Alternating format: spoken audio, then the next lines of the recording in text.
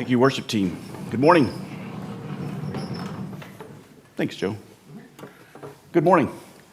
A few people braved out the rain. I had a couple of texts from a couple of folks that they are online. I know Brenda is online, so welcome, Brenda. It's great to have you in our worship service that way. And those of you who are online, welcome. Glad you can join us and avoid the wet duck weather that we have out here this morning. And those of you who are in the blue seats, thank you for being here and making the effort.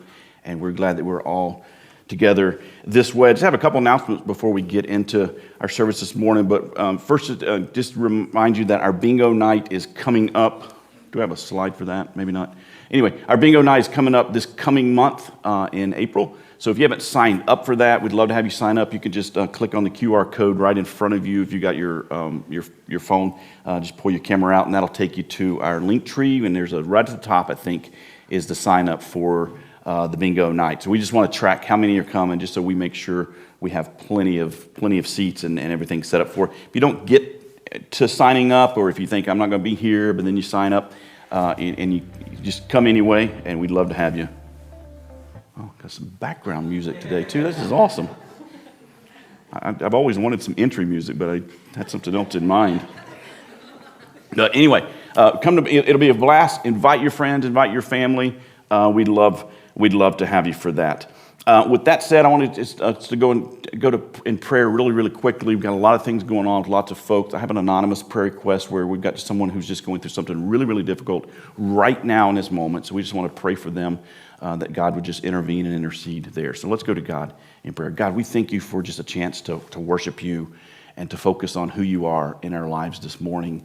And we just lift up those who are struggling, those who are here, those who are online, those who we know are just going through difficult times. And we just pray that your presence would be felt by them. And then for those of us where life just seems to be going well, we just celebrate that, and we just give you the glory and honor for your role in that in our lives. And now, guys, pray you'd open our hearts as we just talk about some folks who are vulnerable, who need some support, who need some assistance, who need us and others to come alongside of them and just help them to navigate the challenges that they're facing in life right now. And so open our hearts and open our minds to what you would have us do corporately as a church, but also what you just have each one of us to do individually. In Christ's name I pray, amen. So I told you last week we were going to have some guests this morning, and I'm thankful that they are here and came, and we are honored to have you all. We have Fresh Start Refugee Assistance Center representatives, Nilab, who is the president. Am I getting that right? And then Monica. And Monica, did you help co-found this? I do not, no. Okay. They will tell us all about that, because I will mess all that up. And then we have Dan from NoVA RAFT, and you all have met some of the NoVA RAFT people before in the past. But they're here to talk about just the needs that some of the refugees in our area have, some of the work that they're doing, and how we can come alongside of them and be a part of that. And we're already doing some of that. We just want to do more of it, and we want to give you the opportunity to find out how you can get connected. So I'm going to ask them to come on up and let them just walk us through what they want us to know.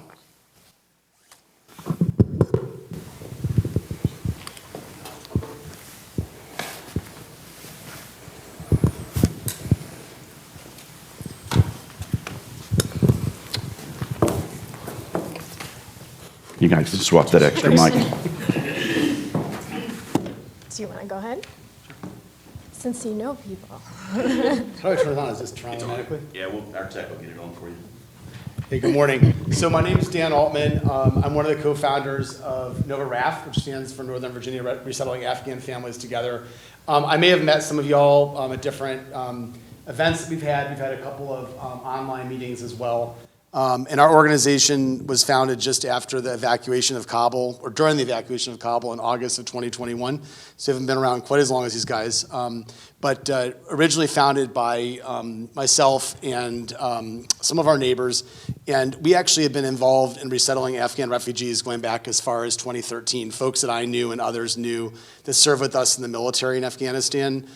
Or at the American Embassy. And there's always been a program, or at least for about 10 years, has been a program where those folks who are in danger can come to the U.S. And so we had some experience in welcoming them. But after the after the evacuation started in August of 2021, we really kicked it into high gear. We built a coalition of neighbors and churches, synagogues, mosques, and our original goal was to fully furnish 10 homes for Afghan families.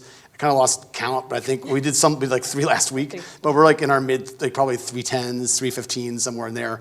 And if you think about what it would cost to fully furnish a 3-bedroom apartment for a family of 7, we just say it's $5,000. It's more than that. But if we said it was $5,000, that means that we've raised about maybe $1.5 million to $1.8 million in resources, all from folks like you guys. So it's just people that we meet. We unfortunately haven't met any like billionaires yet. Those write a check for the whole thing. But if you know any, please feel free to contact me.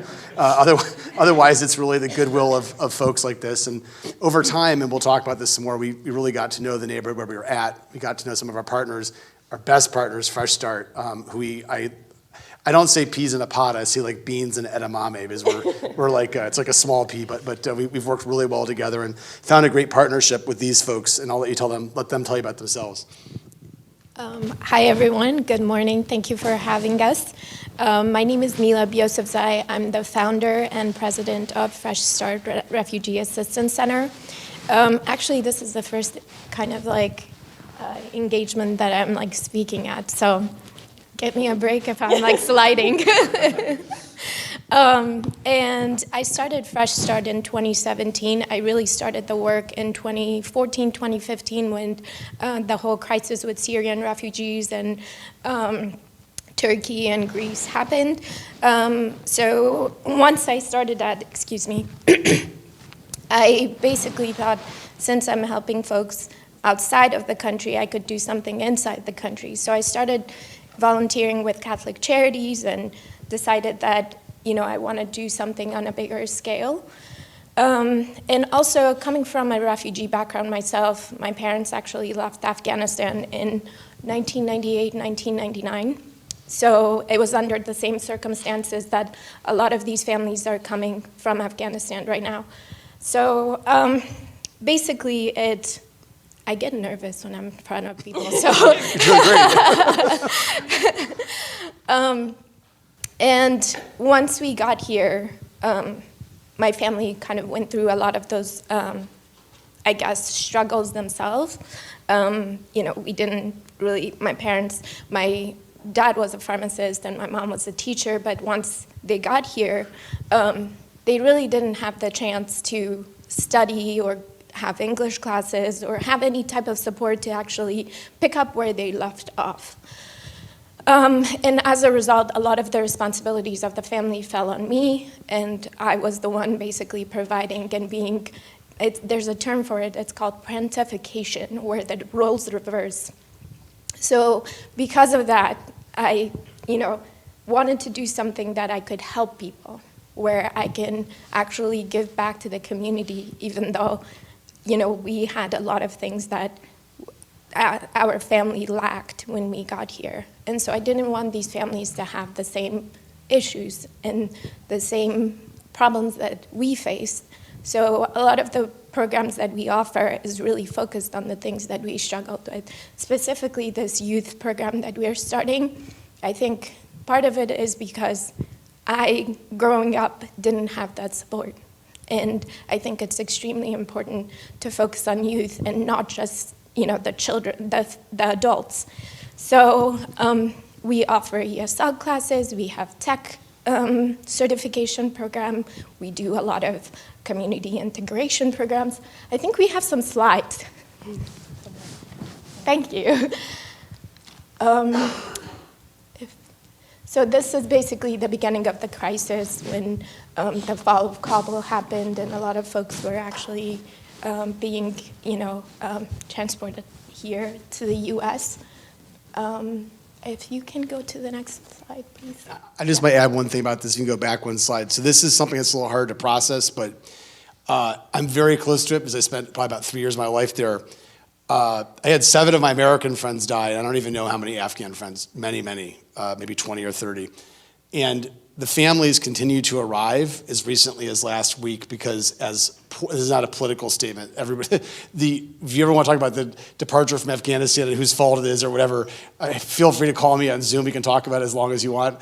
But what we did was when we evacuated the country in August of 2021, it was so disordered that many people got on the plane that would not have been the highest priority.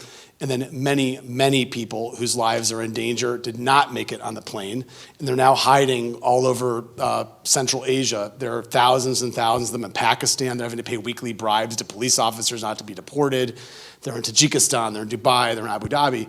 So those families, as their visas are being approved, they're continuing to arrive as recently as like yesterday. And I was actually whispering in Neil's ear, we had one of the families that arrived last week, and they came to our ESL class on the other night on Friday night, and the dad is out driving Uber Eats just trying to cover rent, and we'll show you what a rent bill looks like just down the street in a second. The mom completely freaked out and had like a emotional breakdown in the class and started walking around the streets, and her teenage daughter was embarrassed, and it was a lot of trauma with this group, and it's not a August 2021 thing. It continues up to today, and the analogy I give about the crisis, the best one I can think of is, imagine you're in the parking lot in your car and you're sitting in it and the car next to you bumps into your car and they're very slowly backing up, ripping up the side of your car. And there's really nothing that you can do at this point except for keep backing up because there's no turning out of it. You're now rubbing against each other. And I think that is precisely how it feels for all of the Afghans, both the ones that arrived here because their families are stuck there, and friends, and then also the ones that are just arriving. So it's not at all resolved. It's not at all better. For some people it is, but it's not. The crisis continues. This is the main reason I wanted to sort of share that point. Hi. My name is Monica Hisham. I'm also, like Nilab, I'm a refugee myself. I came here about 21 years ago. I was 14, so I started high school here in U.S. And just like Nilab said, at that time, there was not much assistance. Just enrolling in school alone, we had no idea. None of us spoke any English. My parents didn't speak English. My dad was a principal. My mom was a math teacher in Afghanistan. But they came here and they couldn't find work and they couldn't speak any. So just the very basic stuff like furniture or finding a job or getting your driver's license. How do you enroll in anything? What does the public transportation look like? What is Social Security? What is credit score? What does that mean?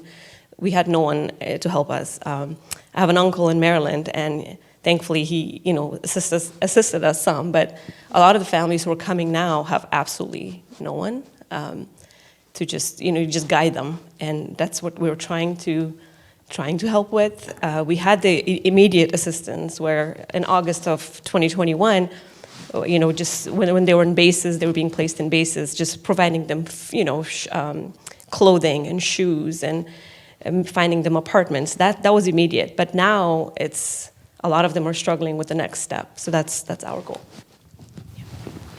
And there's always some sort of a struggle. So once you figure out one thing, something else comes up, and it's not a linear thing. It's always kind of going in waves, and you can't predict things. So right now we have a lot of families arriving through the border of Mexico because a lot of them were left in Afghanistan. These are SIVs who had cases and who are accepted in some of the other countries, but because they worked for the US government and they think that they're entitled to having to be in the US because they're not receiving the type of support in the other countries that they're being accepted in.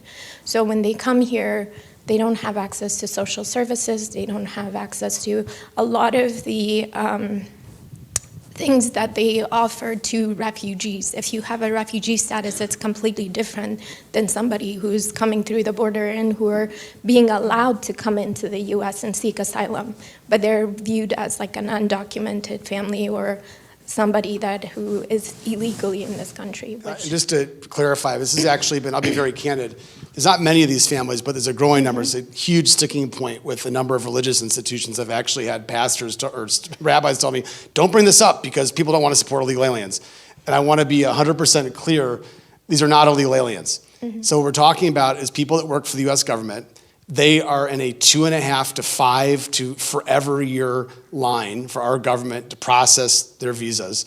And when they show up at the US-Mexico border, they present themselves to an immigration officer and they're given paperwork to come into the US, but they're told you can apply for asylum now. And it takes at least 150 days to apply for asylum. So they cannot go to the Medicaid, the social services office in Alexandria and apply for food stamps or Medicaid. And they are in great company. So if the King of England comes to visit the United States next month, and on his tour, he says, I would love to see the social service offices in Alexandria. And he walks in with his full Secret Service detail and smacks his King of England ID card down and says, I would like food stamps and Medicaid. They will tell him no. And so it's not that they're illegal aliens, it is that they do not have the necessary asylum status yet to get the benefits. What that means is, right down the street in the United States, there are people with sick children who cannot take their children to the doctor because they don't have health insurance. And everybody here knows the implications of calling 911 and going for an MRI at NoVA Alexandria when you don't have health insurance and getting a $9,000 medical bill, which is what's happened to one poor guy that's got kidney stones, and he's writhing in pain. They call 911, the ambulance comes, they keep sticking him in an MRI, and the guy now owes like a college education to Inova because they keep giving him MRIs, and all he wants is painkillers and someone to make his kidney stone pass. So, I got a call initially. Yeah, I'm a nurse by profession, so I got a call in. I was like at 6 a.m. and he's like screaming. He's like, I'm in a lot of pain. I was like, you probably have kidney stone. So now we're wondering what is the cheapest option for him to get some kind of help. We sent him to Inova one time. Then again, he got some kind of pain medication. They didn't give him more pain meds. Got sent home. A month later, again he has pain. So now he goes back and they keep redoing these tests. And I'm like, I'm talking to the nurse on the phone at Inova. Don't do any more tests. We know he has kidney stone. Just give him some pain meds. Give him some Vicodin and give him something. And they won't do that unless they do the procedure. So that's our healthcare system. So without any kind of Medicaid assistance, any kind of assistance from the rest of us, they're just getting buried in all these bills and all these problems that they did not sign up for. And they were promised for 20 years when they were in Afghanistan serving the military. We got you. You take care of us, we'll take care of you. You come here, you're safe. And they were not provided that. They come here, and a lot of them tell me, they're like, well, I worked, with the military for 15 years. They told me I would be fine. I'm like, well, a lot of our servicemen come here and they're not fine, unfortunately, even the military servicemen. So it's just the community that we rely on. And going back to the servicemen, we are actually very grateful to the veterans that has been able to help us in a tremendous way, in so many ways I cannot even tell you that, they have stepped in when we needed home furnishing, they have stepped in when we needed just about anything, school registration, whatever. And we actually have a program called Operation Code, which is also a non-profit organization that helps veterans get certificates for tech industry. And then they're able to go in and actually get jobs within the tech industry, and they are actually offering the same certificate programs to refugees right now.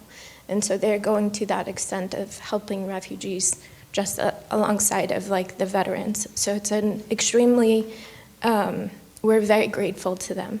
And then I guess if you could go to the next slide. This is basically an estimate that was done in 2021 that over 300 new asylum claimants and refugees in fiscal year 2021 would be arriving in the US.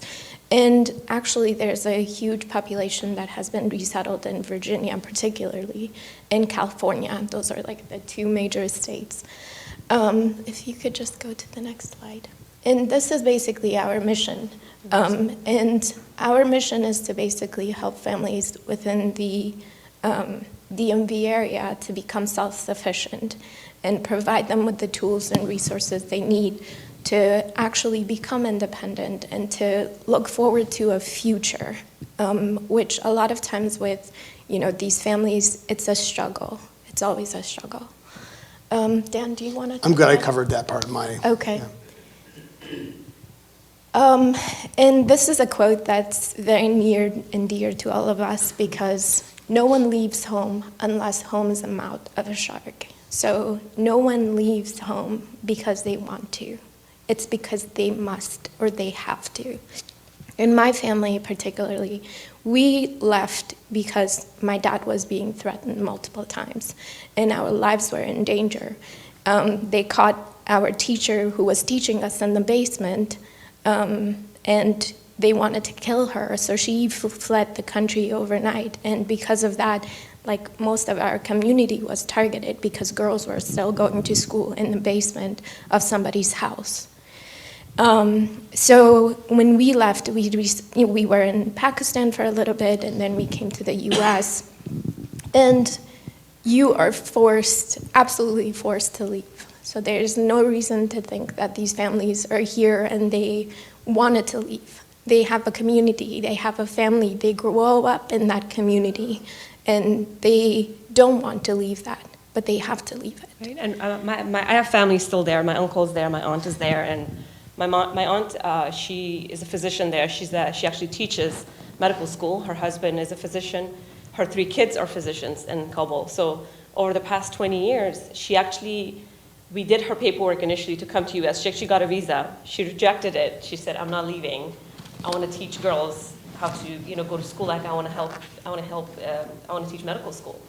So she stayed. And another time, my uncle said, come on, like the Taliban are going to come back again. And she said, no, we're fine. We're good. We're going to stay.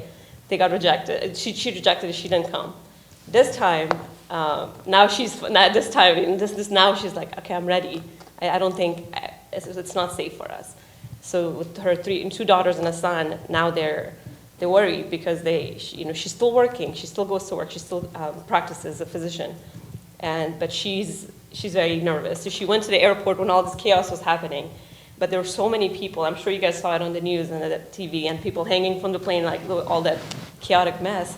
That they went back home because they were so scared. So we still don't know, how to get her here, but or get her out. But there's a lot of people like that who don't want to, but the alternative is not safe.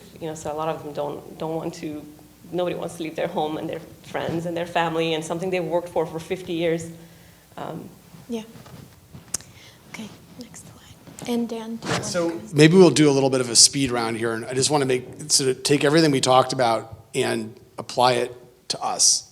So here's it took us a minute to figure this out, but we understand it very clearly now, that since August of 2021, there have been about 7,500 Afghan refugees have been resettled here in Virginia.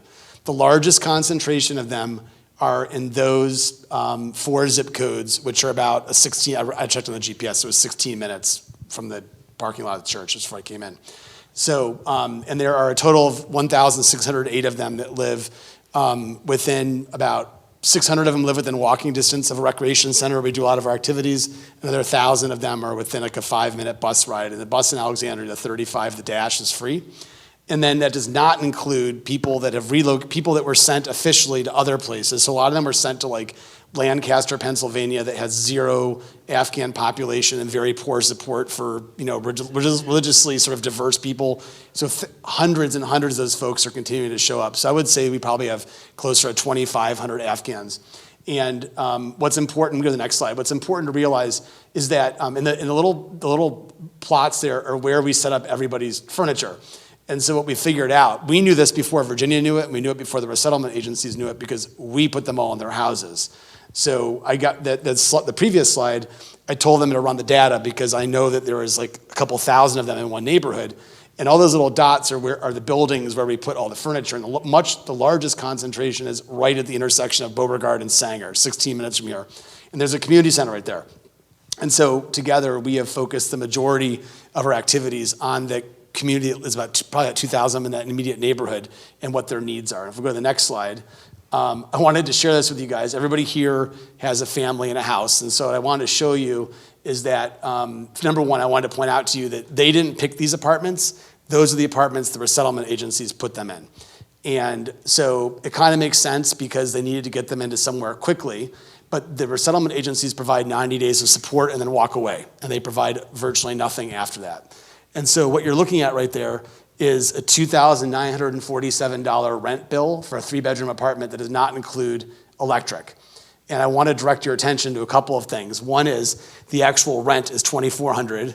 They have a $90 amenity fee, which does not include eliminating the vermin from their apartments because there's roaches and mice everywhere.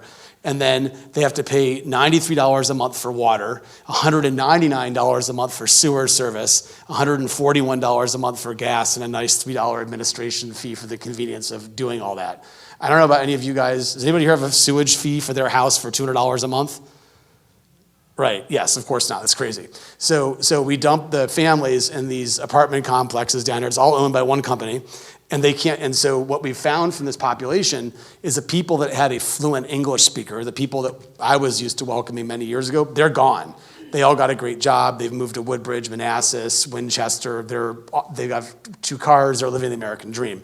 What's left there are the families that don't have English speakers as the adults. They have elderly people, they have disabled people, and that bill, if you're a dad and you have a mom and 4 young kids, that's for you to work 40 hours a week at, Aldi or something, and then do Uber Eats and DoorDash on top of that. And so they mentioned that this parentification. We went on a field trip yesterday to the Air and Space Museum. I was so happy both kids came. But the 12-year-old girl babysits the little ones while dad works, and the 15-year-old boy every night from 5 until 1 a.m.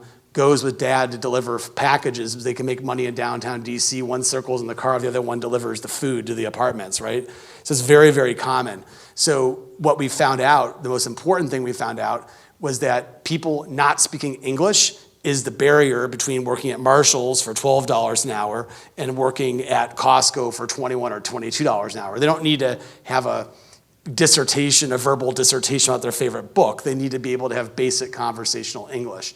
And so for the past year, we've really, really focused on helping with ESL. And then we've expanded that to some other areas. So if you go to the next slide, we just wanted to show you quickly kind of what it looks like. So these are all like pictures we took in the last couple, all these pictures here are from the last week.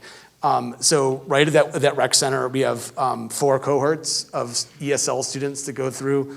We have 3 that are during the day and then 1 at night. We always need volunteers to help the ESL classes. So the guy in the blue shirt right there, he's a computer engineer. He's sitting there with an iPad, and they're practicing going over menus to restaurants and discussing what tipping is. And then you can see the upper right-hand corner, that's one of our volunteers showing the ladies how to use the Chromebooks so they can access their English homework. Go ahead, just something to add about the ESL? I just wanted to echo on some of the things that you have mentioned. One thing is that we have had at least 12 ESL classes in the last year, and it has covered about 515 hours of ESL for these families. And 103 students, some of them we might have not tracked, and then 110 of those female students. Actually 137 in total, and then 110 of them in female. So when we look at our programs, we look at beyond the 90 days. What can we do to help families beyond the 90 days? Because resettlement agencies only have the capacity to help within those 90 days. But what could we do as a small, grassroots organizations to extend our resources to help them, beyond that time frame? I guess. So one of the families, and I'll mention Marsha and Christina. That's how I got to know Marsha. Was one of the families they had. The way I got introduced to that family was mom was high-risk pregnancy, and she was having her 5th baby. The resettlement agency had placed them in an apartment, a 2-bedroom apartment that was about $1,800 or so. And the dad works at Dulles Airport, made $12 an hour? Yeah, so he makes, so the 5th child was coming, and they have 4 kids. Wife does not work, doesn't speak any English. So I worked with Marsha, we could help them, and they moved to a much cheaper apartment. But he works like so many extra hours just to be able to afford the new apartment that's a bit cheaper. But that's the only reason he's able to do it is because he did work with the U.S. government. He speaks really well English. But with just getting them help, Marsha just got them new phones, and she helped collect some gift cards. I know helped furnish their new apartment, and now we're trying to get the mom to learn English. I enrolled her in one of these classes. because, and again, in Afghanistan, the dynamic is very different in the family, right? They own most of their homes. The rent is not very common. The house is owned, the husband can work alone and take care of 7 kids, and that's enough money. The wife does not need to work. If she can, some do, she doesn't need to because that's enough money.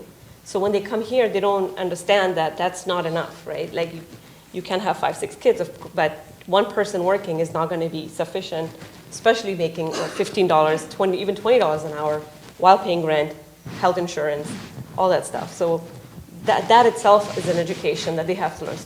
So we're trying to push the woman to also learn, to get out, to learn how to drive, to be involved in their kids' school. Like that's one way I know Dan motivates them and says, okay, if you get a call from school, then what, right? Like if you have to go pick up your kid from school and you have to talk to the principal, you have to talk to the teacher, the husband cannot be there, he's working 12-hour shifts. She has to get more involved. So that's another one of our goals is to get women to be more involved and get to learn English and get in the community. Yeah. How are we doing on time? Okay, sorry. Okay, next slide. We'll have like 5 more minutes, and then we'll wrap it up, and you guys can ask any questions you have. These pictures, actually, I just picked things that are from the last 3 weeks. So all of it's fresh. So you can see the upper left-hand corner, that is the condition that the settlement agencies leave the families in for up to 4 weeks. So I will call them out, that's the Ethiopian Community Development Council. They have left 2 families on the floor, both of them for over 30 days. They give them 3 kind of used plastic mattresses and some sheets, 4 plates, pot, 4 forks, 4 spoons, 4 knives, and then they walk out and don't really provide them with anything else. So that upper right-hand corner is the other family. We just went down to DC this week, picked up a bunch of furniture from a donor, set up the house. Bottom left-hand corner was, took a whole bunch of families over during Ramadan to get food boxes, offset their expenses, $100 a week worth of food.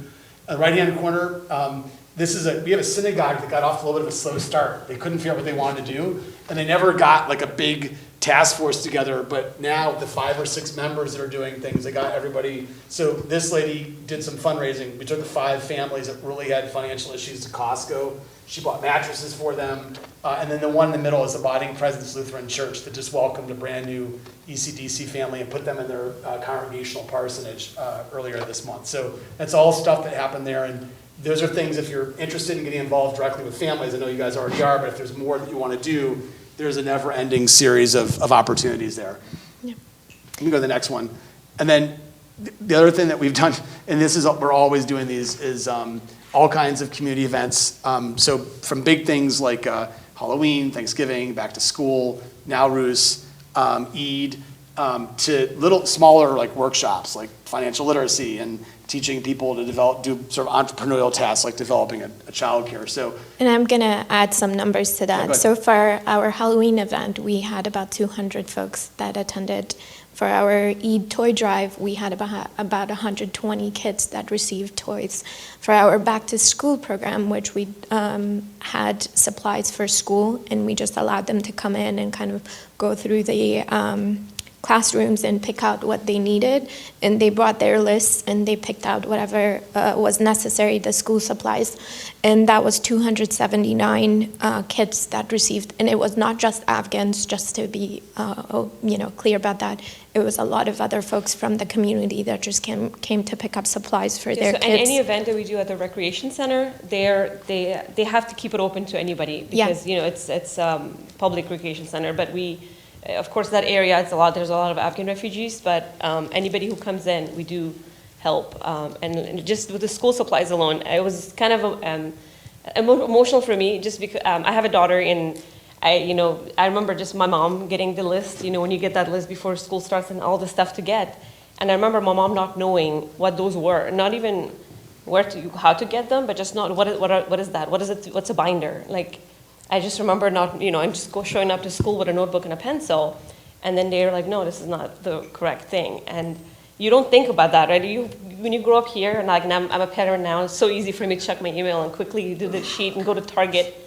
But for a refugee mom, you have 4 kids, and you get the list of this stuff you need to buy, and you have no idea like Yeah. how to. It's like and 30 it items. seems really simple, but it's not. It's just each one of those things is like an extra task that they have no Yeah. idea, and it's not translated. They send it to you at home, and you're like, But they also think that you don't need all those supplies, so the parents are like, we're not going to take yeah, you you're shopping not to gonna buy go- all these you things. get a notebook and a Um, pencil, show up to school. yeah. Good luck. And then one Those are last, I all. think we have one last thing here for the, and then we mentioned earlier the youth activities. Mostly, the way we got to know the kids is they came to ESL with the parents. So then we figured out there's a whole bunch of kids. And we have a really great, we took 20 of them to Air and Space Museum. We took them down to Virginia General Assembly.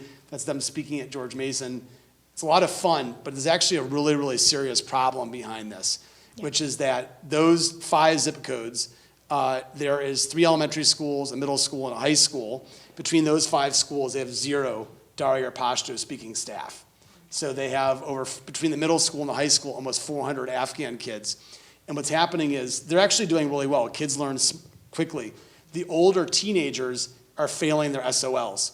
And for those who don't know it, you have to pass, you can get A's in all your classes. If you don't pass 5 SOLs in Virginia, you don't graduate. So what happened last year is 70% of the kids at the International Academy passed their SOLs, which means 30% don't.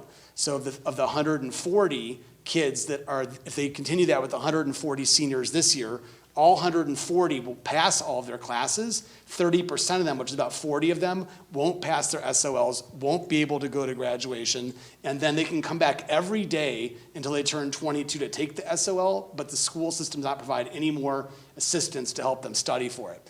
And so the kids actually came to us directly and said, can you help us start a tutoring program, which we've done a little bit of fundraising, so we're starting it. So when we talk about volunteer opportunities, if you guys want to plug in, that's an area that we definitely need help. And then if you'll go to the next slide, if you guys want, you're welcome, you can reach out other ways, but that QR code will actually take you to, you can take a picture of it with your phone it'll actually take you to a place where you can volunteer. But we definitely need all the help that we can get. Yeah, and with the schooling, you said, like my sister, she was older than me, so she failed, and she had to, so the Fairfax County schools, they keep you up until you're 21, and then if you don't graduate, you don't graduate. So she had to go to Woodson High School, and she's incredibly smart. She has 2 master's degrees now, but at that time, just finishing high school alone with limited English, you are kind of, there was not much assistance. So again, I'm plugging everything to my personal life just because we've been through it. We've seen it. We've seen the disadvantages. Going back to, like, again, as a 15-year-old, you're trying to help your family. You're trying to translate. You're trying to have a job. I worked since I was 14 up until now. I've never not worked. I worked at a dry cleaners. I worked at Shoppers. I used to get notes from school to work, but then they would give me extra hours, so I was not able to do any kind of sports after school or attend any kind of museums. Or, yesterday we went to the Air and Space, and I had only been there once when I was like 20-something years old. Nobody took me in high school. I had no idea there were museums around in Virginia. Because as those kids, if they don't have it, there's going to be nobody to show them around. So please volunteer. So I think we're on time, so to maybe put a bow on it, if next week you feel compelled to do something, reach out to us. Monday, Tuesday, Wednesday during the day we have ESL class.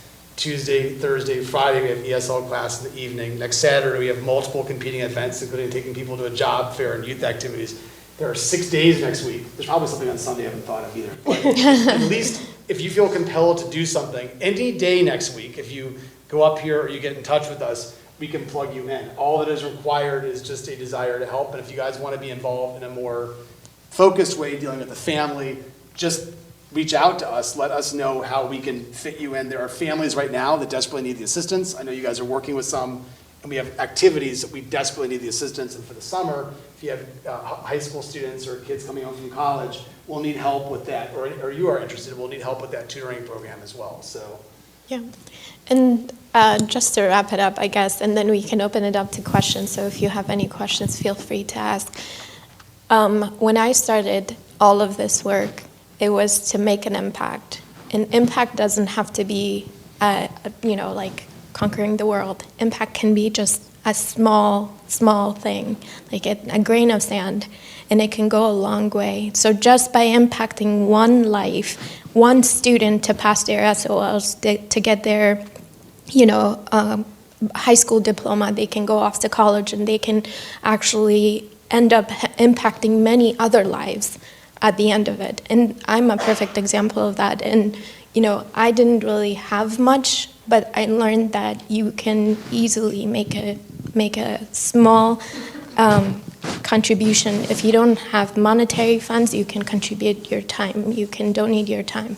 And time is the most valuable thing. And I've learned that in the last year through loss and everything else. So thank you all for having us. And please, if you have any questions.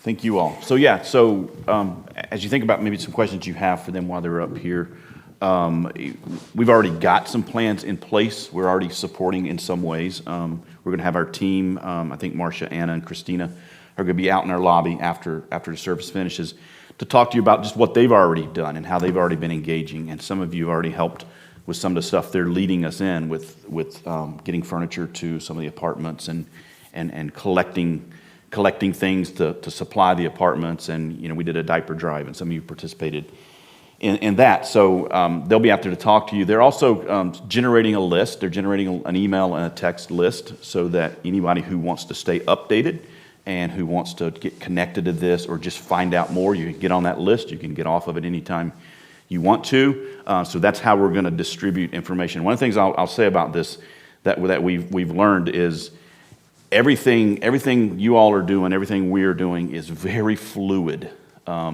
Situations come up, needs come up very quickly. They're solved very quickly, which is why we need to generate a pretty long list of people who want to be a part of this, because you might literally get an email and say, we need you to show up in 2 days to pick up this couch and get it to this apartment. And if we have 2 people on that list able to do that, they probably aren't going to be available. But if we have 12 people, maybe 1 or 2 of them are going to be available on that short of notice. So that's what we're seeing, and that's what you guys have seen, is it happens very quickly, it gets solved very quickly. So we need a large group, to pull from of volunteers. So having said that, the other thing I will say is English as a second language.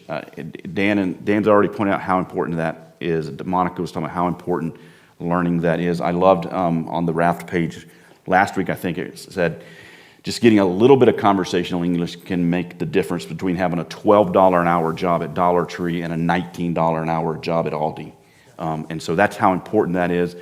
My wife and I, Marcia and I, we've done this. We've volunteered down at the rec center to do this. It is easy. It's not challenging. It's not intimidating. Almost everybody in the room can do this. And they're constantly needing volunteers to do that. We will get you that Sign Up Genius so you can plug into that. If you're nervous about going the first time by yourself, let me know, let Marcia know, let some of our team know, and we will go with you, or we will find somebody else who's nervous about going by themselves first time and send them with you, okay? So I'm really nervous is that the volunteers when I go every Tuesday, Thursday, Friday night, I'm like, oh my God, I hope it's enough, because some nights we have, in the evening class, we'll have 40 people show up, so I'm like, oh my God, I hope it's enough volunteers. Sometimes I say a little prayer, usually the Lord delivers, so usually the volunteers are there, but that's one thing I get nervous about. So any questions you have? Also, we have a newsletter that we send out monthly that goes over some of the programming that we have done throughout the month and some of the things that are coming up. So if you're particularly interested in an event or something that you want to help with, it's usually on the newsletter as well. So if you're interested, I can send you that as well. Yeah. There's one. Yeah, Anna. For the tutoring for the students, is it better to have peers, to have teenagers coming out for that, or adults? So I think there's a broad range. So I was this trip yesterday we were on. There's a couple of 5th and 6th graders that can barely talk, and for them, this summer might just be about basic English reading and language acquisition. In which case, certainly American high school students who do great with that. Put them in small groups. They can read a book together. They can talk about whatever. And then we've got kids that must pass the chemistry SOL or the biology SOL. And that's a little bit of a more technical thing, and then everything in between. So I think this is one of those things where anyone reasonably could do. And I have my son's a high school senior.